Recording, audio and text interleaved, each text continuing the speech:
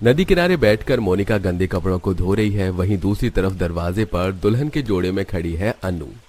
ये कैसे अनडेवलप्ड गांव में शादी कर दी पापा ने मेरी। तभी हाथों में पूजा की थाली लेकर गंगा अपनी बड़ी बहू को आवाज देती हुई कहती है, अरे बहू, अब तक तालाब में तेरे कपड़े धोने खत्म नहीं हुए क्या? देख, छोटी बहू आ चुकी है अपने ससुराल, अब तू भी जल्दी आ जा, गृह प्रवेश करवा। हाय दैया, देवरानी जी आ गई।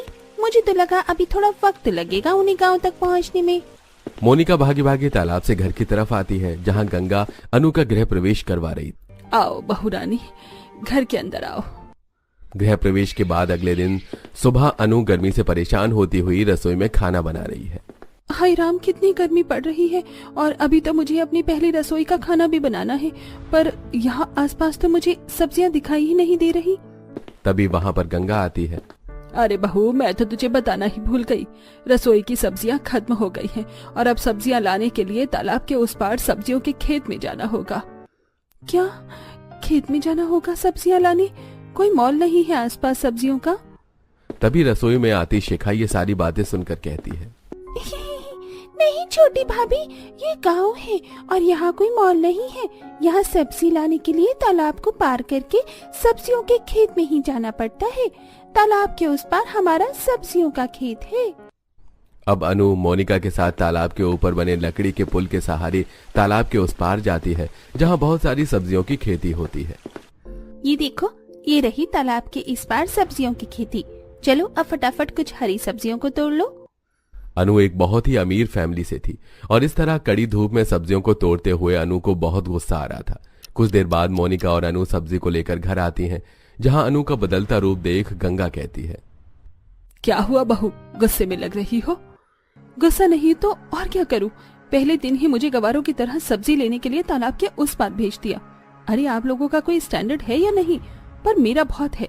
विशाल, मेरी बात कान खोल कर सुन लो, मैं इस घर में अब एक और पल नहीं रह सकती।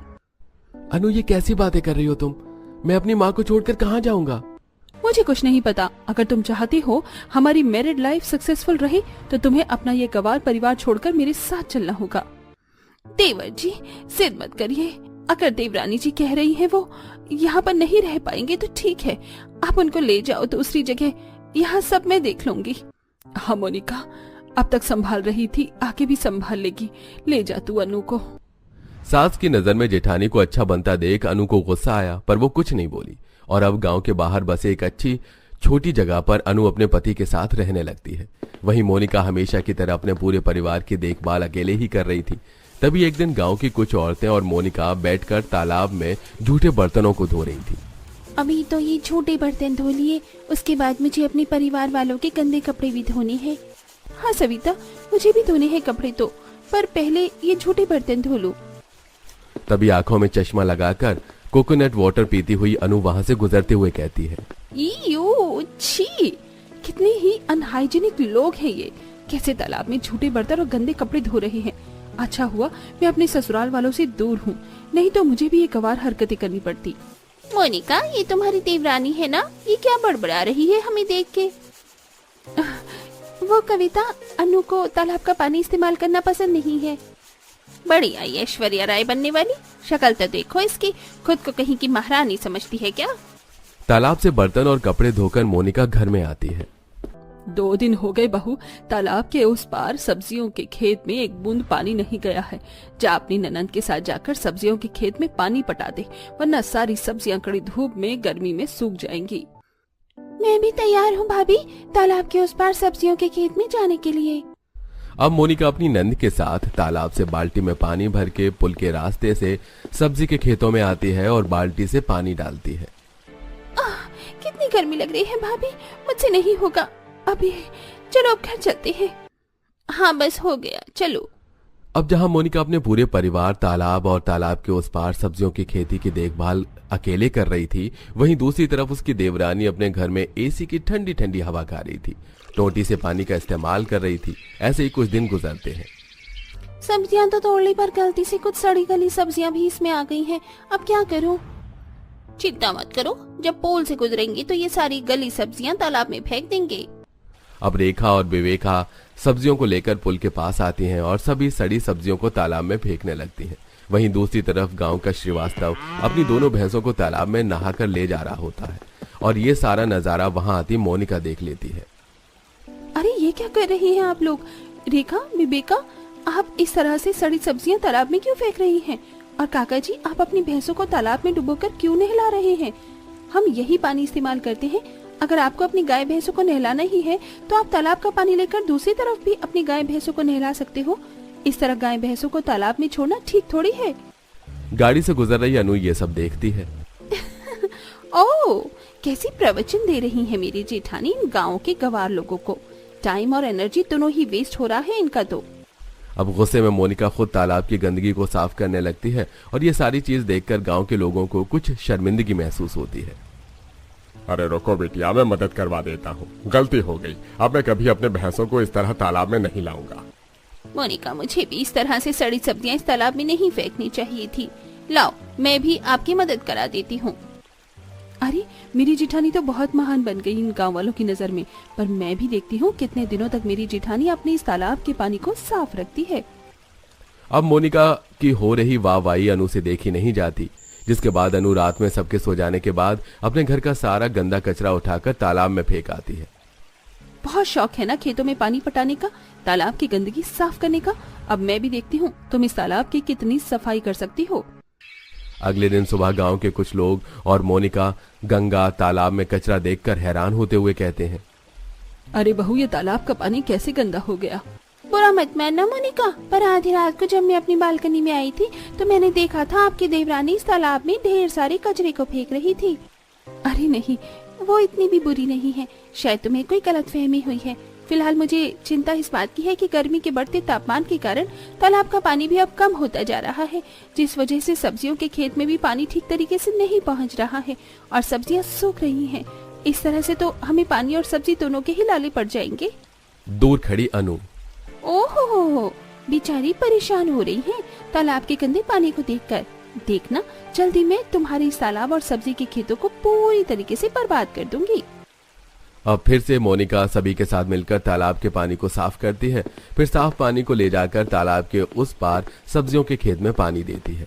ऐसे ही कुछ दिन गुजरते हैं। अब जब वहां मोनिका तालाब के पानी से गुजर बसर कर रही थी, वहीं अनु के घर में पानी की एक एक बूंद की किल्लत हो रही थी। वो कमरे में एसी में बैठी पानी पानी चिल्ला रही थी।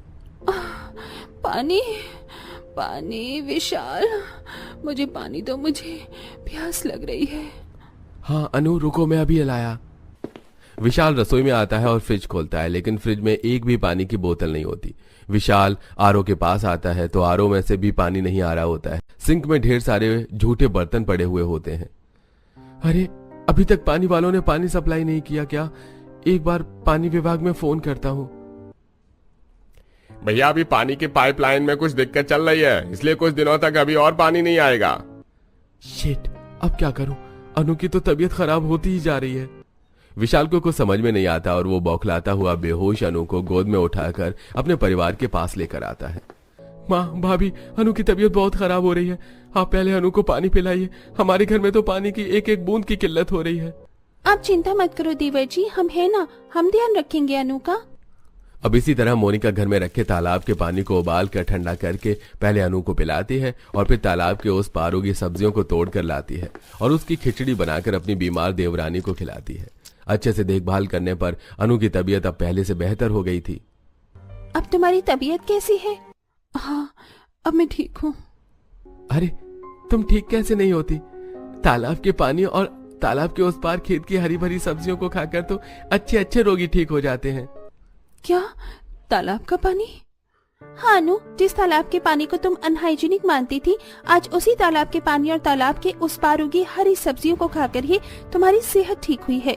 अब तो तुम्हें एहसास हो गया ना कि हमारा तालाब का पानी कितना स्वच्छ है। मुझे माफ कर दीजिए, आप लोगों ने मेरी कितनी देखभाल करी, और एक मैं थी जो उस तालाब और तालाब के उस पार उगी उन हरी सब्जियों की खेती को देखकर आप लोगों को गवार समझकर ये घर छोड़कर चली गई थी। पर आज मुझे एहसास हो गया है कि आप लोग मुझसे कितना प्यार करते हैं। अब अनु अपने पति के साथ वापस घर आ जाती है और अगले दिन जेठानी के साथ खेत जाती है और बाल्टी से पानी डालती हुई कहती है, जेठानी जी, इस खेत में बाल्टी से पानी डालने में बहुत दिक्कत होती है। क्यों ना तालाब से लेकर खेत तक हम एक नाली बनाए जिसका सीधा पानी खेत में जाएगा और हमारी मेहनत बचेगी। ये तो बहुत अच्छा आइडिया है। आज से ही हम इस काम को करते हैं। मैं सबको बुला कर लाती हूँ। मोनिका अपनी सास, नंद, पति और देवर को बुलाकर लाती है। पति देवर तालाब से खेत के लिए एक नाली खोदते हैं जिसका सीधा पानी खेत तक जाता है। ये देख सब खुश होते हैं। फिर इसी तरह अनु अपने परिवार के साथ तालाब और खेत के लिए अच्छे अच्छे उपाय देकर उसको बेहतर बनाने में मदद करती है। बहू, आज मैंने रसोई में देखा था सारे स्नैक्स खत्म हो गए हैं। एक काम कर, इस संडे मेरे साथ मिलकर घर में मट्ठी और नमक पारे बनवा देना। लेकिन क्यों माँ जी, हम बाहर से भी तो मट्ठी और नमक पारे मंगवा सकते हैं ना, इतनी मेहनत क्यों करनी है? मैं ऑनलाइन देख लेती हूँ, गिव मी अ सेकेंड। हमेशा फिजूल खर्चों के बारे में ही सोचती रहती है। हम घर में ही मट्ठी नमक पारे बनाएंगे। माँ जी, मैं बनवा तो देती, लेकिन आप तो जानती है कि मैंने अभी 2 दिन पहले ही नेल एक्सटेंशन करवाए हैं। अब मैं नेल एक्सटेंशन के साथ काम तो नहीं कर सकती ना। शालू काम चोरी दिखाते हुए जल्दी से अपने कमरे में चली जाती है, जिसे देख मनोरमा। भगवान बचाए ऐसी बहुओं से, जब देखो खर्चों पर खर्चा। कभी 2 पैसे बचाने के बारे में नहीं सोचती, कभी इसे नाखून लगवाने हैं, कभी बालों को रंगवाना है, घर का कुछ काम नहीं करती है। इससे अच्छा तो मैं कोई गांव की लड़की ले आती, कम से कम घर के काम तो करती। अनुज की तो मैं शहर की मॉडर्न बहू ले आई, लेकिन अपने मनोज की बहू मैं गाँव की लेकर आऊंगी। अपनी मॉडर्न बहू की काम चोरी और खर्चीलेपन की वजह से मनोरमा अपने छोटे बेटे मनोज के लिए गांव की लड़कियों के रिश्ते देखना शुरू करती है और जल्द ही गांव की रहने वाली शीतल नाम की लड़की से मनोज की शादी करवा देती है। शालू बहू, शीतल बहू को पूरा घर दिखा दो। 2 मिनट माँ जी। शीतल अपने पति मनोज से कहकर बाहर गाड़ी में 2 कच्चे आम की बोरियां मंगवाती है। इतने सारे कच्चे आम देख सभी लोग काफी हैरान होते हैं। अरे शीतल बहू, इतने सारे कच्चे आम कहाँ से लेकर आई तू? माँ जी, आप एक गांव की गवार लड़की से एक्सपेक्ट भी क्या कर सकती हैं? मुझे तो लगता है कि जिस तरह ये गांव में इन कच्चे आमों को बेचती होगी, इसी तरह भी शहर में भी इन्हें बेचेगी। भाभी, आप कुछ ज्यादा ही सोचती हैं। हम गांव में रहकर कच्चे आम थोड़ी ना बेचते थे। वो तो जब हमारी विदाई हो रही थी तो हमारी अम्मा ने हमें बोरी भरकर कच्चे आम दिए थे। गर्मी का मौसम है और अगर गर्मी के मौसम में कच्चे आम नहीं खाए तो फिर क्या ही खाया? शीतल का जवाब सुन शालू का मुंह बन जाता है। 2 से 3 दिन शादी की रस्मों में गुजर जाते हैं। आज शीतल की पहली रसोई की रस्म होती है, जिसमें शीतल तरह तरह के देसी और स्वादिष्ट पकवान बनाती है जो सभी को काफी ज्यादा पसंद आते हैं। सच कहूँ तो मुझे खुद को याद नहीं है कि मैंने इससे पहले इतना अच्छा खाना कब खाया था। शीतल बहू, तुमने तो मेरा दिल खुश कर दिया। मानना पड़ेगा मनोज, तू है तो बड़ा किस्मत वाला। अच्छा खाना बनाने वाली जो बीवी मिली है। भाभी, मेरे लिए भी मेरी पसंद का कुछ बना दिया करना। तारीफ तो ऐसे कर रहे हैं जैसे किसी मास्टर शेफ ने खाना बनाया है। रोज रोज मैं इन्हें इतना अलग अलग तरह का खाना बनाकर देती हूँ, कभी मेरी तो इतनी तारीफ करी नहीं। शालू मन ही मन शीतल से जल ही रही होती है कि तभी मनोरमा देखती है कि शीतल कुछ भी नहीं खा रही है। अरे शीतल बहू, खाना क्यों नहीं खा रही है? इतना अच्छा खाना बनाया है तूने। माँ जी, मुझे खाने के साथ आम का अचार खाने की आदत है और टेबल पर अचार नहीं है। मुझे पहले क्यों नहीं बताया? शालू बहू, जा किचन में नीचे वाली शेल्फ में आम के अचार की बरनी रखी है, ले आ। अब इस गंवार के लिए अचार लाना बाकी रह गया था मेरा। शालू किचन में जाती है और वहां से आम के अचार की बरनी लेकर आती है। शीतल जैसे ही आम के अचार को खाती है तो उसका मुंह बन जाता है। माँ जी, ये कैसा अचार बनाया आपने? कितना ज्यादा नमक है इसमें, बिल्कुल भी चटपटापन नहीं है। क्या मसाला डाला है आपने इस आम के अचार में? अरे बहू, अचार मैंने नहीं बनाया, ये तो मेरी मॉडर्न बहू ने बाहर से मंगवाया था। शहर में इस तरह का अचार मिलता है? कितने का है ये? शायद 800-900 रुपए का। ही राम, इतना घटिया अचार, वो भी इतना महंगा। हमारे शहर में तो इसी तरह का अचार मिलता है और हम सब यही अचार खाते हैं। अगर ये अचार पसंद नहीं आया तो खुद बना लो। जेठानी जी, आपने तो मेरे दिमाग की बत्ती जला दी। मैं गांव से इतने सारे कच्चे आम लेकर आई हूँ, तो क्यों ना मैं इनका आम का अचार बना दूं। शीतल अब अगले दिन ही छत पर ले जाकर उन सारे कच्चे आमों को अच्छे से धोकर पोंछ लेती है और दराती की मदद से आम को काटने लगती है, जिसे देख शालू। ये तुम क्या कर रही हो? घर में इतने सारे नाइफ हैं और तुम इस अजीब सी चीज से आम काट रही हो। इसे अजीब सी चीज नहीं, दरात कहते हैं। इससे ही आम काटते हैं अचार के लिए। अब शीतल धीरे धीरे करके एक बोरी के आम काट लेती है और एक बार धूप में सुखा देती है। अब अगले दिन किचन में सास के साथ मिलकर सामान देखने लगती है। माँ जी, कुछ मसाले रखे हैं और आम के अचार के लिए कुछ डब्बे भी हैं। इन्हीं को धोकर डाल दूंगी। इनमें अचार तेल भी है, 1 किलो और ले लेंगे। तो चला जी, चलते हैं बाजार। ये अब शीतल अपनी सास के साथ मार्केट जाती है और मसालों की दुकान पर से मसाले देखने लगती है। नहीं भैया, ये सौंफ मुझे 1 किलो चाहिए। सही सही दाम लगाओ, 100 रुपए से ज्यादा नहीं दूंगी इसके लिए, और बाकी के सारे मसाले भी 200 में दो, वरना मैं चलूं आगे फिर। अब क्या लड़ूं मैं आपसे, चलो ले जाओ, ये लो। वाह, मेरी बहू कितनी होशियार और बचत करने वाली है। इस तरह कम पैसे में वो आम का अचार का मसाला सामग्री लेकर आती है और अगले दिन किचन में मसाला बनाती है। चलो, सारे मसाले डाल दिए कढ़ाई में, अब जल्दी से इन्हें भूनकर बर्तन में निकाल लेती हूँ, फिर सिल पर पीस लूंगी। क्या कर रही हो सुबह सुबह रसोई में घुसते ही खास खास के मेरे दर्द शुरू हो गया है। अरे वो मैं अचार के लिए मसाला भून रही हूँ। अचार बनाने के लिए रेडीमेड मसाला मिलता है, इतनी मेहनत करने की क्या जरूरत है। इतना गंवार कोई कैसे हो सकता है। शालू शीतल को सुनाकर वहां से चली जाती है। अब शीतल फिर से छत पर जाती है और 5 बड़े डिब्बों में अपनी 1 बोरी के कटे आम डालकर उसमें मसाला डालकर अच्छे से अपने हाथों से मिला देती है और उसे धूप में 2 से 4 दिन सूखने के लिए रख देती है।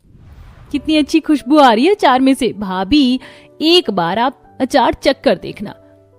अब इसमें ऊपर से तेल डाल दूंगी, फिर देखना कुछ दिनों में आम का अचार बनकर तैयार हो जाएगा। तुमने सोच भी कैसे लिया कि मैं इस अचार को खाऊंगी। मैंने अपनी आंखों से देखा था कि तुमने अचार को अपने हाथों से मसाले में मिलाया था, तुम्हें घिन नहीं आई और तुमने इसे धूप में सूखने के लिए रख दिया। पता है कितनी ज्यादा डस्ट बैठी होगी इस पर। छी, मैं तो क्या, कोई भी नहीं खाएगा इस घर में से। तुम गंवार लोगों को सिर्फ गंवार तरीके से चीजें बनानी आती हैं, कितना अनहाइजीनिक है। शीतल कुछ समय में शालू के बर्ताव से काफी अच्छी तरह वाकिफ हो चुकी थी, इसलिए वो उसे कोई जवाब देना जरूरी नहीं समझती। तकरीबन 2 हफ्ते के बाद गवार बहू का आम अचार बनकर तैयार हो जाता है, जो घर में सभी को काफी ज्यादा पसंद आता है। शीतल बहू, सही कहा था तूने, असली अचार तो ये है। कितना चटपटा मसालेदार अचार बनाया है तूने, मजा आ गया खाकर। अगर ऐसे आम का अचार रोज हो तो मैं रोटी चावल अचार के साथ ही खा लूं, सब्जी की तो कोई जरूरत ही नहीं है। तुमने सच में काफी बढ़िया अचार बनाया है, मैंने आज से पहले ऐसा अचार कभी नहीं खाया। आप लोग तो इस मामूली आम के अचार की ऐसी तारीफ कर रहे हैं जैसे शीतल ने दुनिया का 8वां अजूबा ही बना दिया हो। आम का अचार ही तो है, इसे तो कोई भी बना सकता है, और कोई क्या, मैं भी बना सकती हूँ। तो जिसे ढंग से रोटी तो आज तक बनाई नहीं गई, आम का अचार क्या बनाएगी। रहने दे मॉडर्न बहू। आपको तो मेरे बारे में कुछ पता ही नहीं है। अब आप देखते जाइए कि कैसे आपकी मॉडर्न बहू इस गवार बहू से अच्छा आम का अचार बनाती है। शालू अपने कमरे में चली जाती है और अगले दिन किचन में बैठकर वो बचे हुए कच्चे आमों को लेकर उन्हें चाकू से काटने लगती है। कच्चे आम काटते काटते शालू अपनी उंगली ही काट बैठती है। मेरी उंगली। अरे जेठानी जी, आप क्या कर रही हैं? चाकू से आम नहीं काटते हैं, दरात का इस्तेमाल करते हैं। लाइए, मैं दरात से आम काट कर दे देती हूँ आपको। आप जब तक चोट पर दवाई लगा लीजिए, कोई जरूरत नहीं है, मैं खुद कर सकती हूँ, समझी तुम? अब जाओ यहाँ से। चाकू से आम काटने के चक्कर में शालू की 2 से 3 बार उंगली कटे हो जाती है, लेकिन वो अपनी जिद नहीं छोड़ती। आम काटने के बाद अब शालू ऑनलाइन आम का अचार बनाने के लिए मसाला देखने लगती है। मुझे तो रेडीमेड आम का अचार का मसाला मिल गया। कहाँ वो मेरी गांव से आई गवार घर में मसाला बना रही थी और पूरे घर में धुआं फैला रही थी। बस अब थोड़े ज्यादा पैसे का ही तो है, ये 2000 का, बस इसमें क्या बड़ी बात है। शालू ऑनलाइन काफी महंगा आम के अचार का मसाला मंगवाती है और सारे आम में मसाला डालकर उसे चम्मच की मदद से मिलाने लगती है।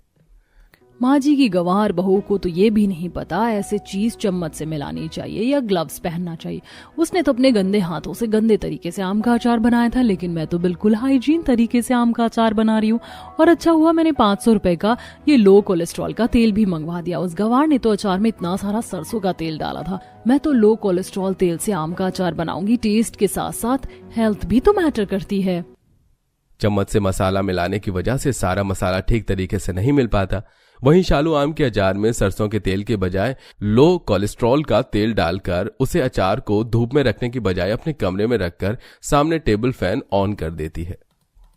कितनी समझदार हूँ मैं। उस गंवार ने तो इतनी धूल मिट्टी में अचार को धूप में सूखने के लिए रखा था। मैंने तो अपने रूम में रखा है। अब ना तो इस पर धूल मिट्टी लगेगी और ना ही कोई बैक्टीरिया, और आराम से टेबल फैन की हवा में सूख भी जाएगा। बिना धूप की रोशनी मिले उस अचार को बनने में कम हफ्ते भर से ज्यादा का समय लग जाता है। शालू जैसे ही अपने कमरे में जाती है तो देखती है कि आधे से ज्यादा अचार जमीन पर गिरा हुआ है। लगता है मैंने अपने कमरे की खिड़की खुली रख दी थी। बिल्ली ने कितना सारा अचार गिराकर खराब कर दिया। इससे पहले बाकी का अचार खराब हो इसे रसोई में ले जाती हूँ। सारा अचार अभी भी काफी ज्यादा टाइट था, जिसे मुलायम करने के लिए शालू अपना दिमाग का इस्तेमाल कर बर्नी में से उसे निकाल कर उसे स्टीम कर देती है, जिससे अचार मुलायम हो जाता है। और अब घर में सब जैसे ही शालू का बनाया हुआ अचार खाते हैं। ये कैसा अचार बनाया है तूने, न स्वाद है न कुछ।